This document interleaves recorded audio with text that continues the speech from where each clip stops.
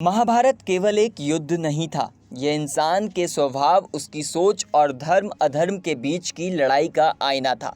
इस महायुद्ध में कई कहानियां छिपी हैं, जिनमें से एक है अर्जुन और दुर्योधन की। आमतौर पर ये दोनों एक दूसरे के दुश्मन माने जाते हैं, लेकिन एक मौका ऐसा भी आया जब अर्जुन ने दुर्योधन से कुछ ऐसा मांग लिया जिससे पूरे पांडवों की जान बच गई। आश्चर्य की बात यह है कि दुर्योधन ने अपने सबसे बड़े शत्रु को यह चीज़ खुशी खुशी दे भी दी। आपको जानकर हैरानी होगी कि कहानी महाभारत युद्ध शुरू होने से पहले की है। पांडव वनवास के दौरान एक सरोवर के पास ठहरे हुए थे। उसी जंगल में दुर्योधन भी अपने कुछ सैनिकों के साथ आ पहुंचा। एक दिन वह सरोवर में स्नान करने आ गया, तभी स्वर्ग से कुछ गंधर्व वहां उतर आए और स्नान को लेकर दुर्योधन से विवाद हो गया। बात बढ़ी और युद्ध की नौबत आ गई। दुर्योधन गंधर्वों से हार गया और उसे बंदी बना लिया गया। जब पांडवों को पता चला कि गंधर्वों ने दुर्योधन को कैद कर लिया है, तो युधिष्ठिर ने अर्जुन को भेजा कि वह जाकर दुर्योधन को छुड़ाए। अर्जुन को लगा कि शत्रु होने के बावजूद किसी की मदद करना उसका कर्तव्य है। उसने गंधर्वों से युद्ध कर दुर्योधन को आज़ाद करा लिया। यह देख दुर्योधन हैरान रह गया और बहुत प्रभावित भी हुआ। उसने अर्जुन से कहा कि वह जो चाहे मांग ले। अर्जुन ने विनम्रता से कहा कि वह समय आने पर वरदान मांगेगा।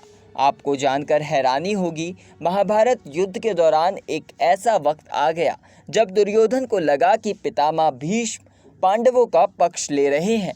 गुस्से में आकर उसने भीष्म पितामह से कहा कि अगर वे चाहें तो पांडवों को एक ही दिन में मार सकते हैं।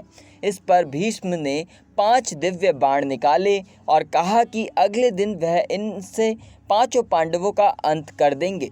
इन बाणों को देखकर श्री कृष्ण समझ गए कि अब खतरा बढ़ चुका है। उन्होंने अर्जुन को याद दिलाया कि दुर्योधन एक बार वरदान दे चुका है। यही समय है जब उस वरदान का उपयोग किया जा सकता है। अर्जुन उसी रात दुर्योधन के शिविर में गया और वरदान की बात याद दिलाकर 5 बाण मांग लिए।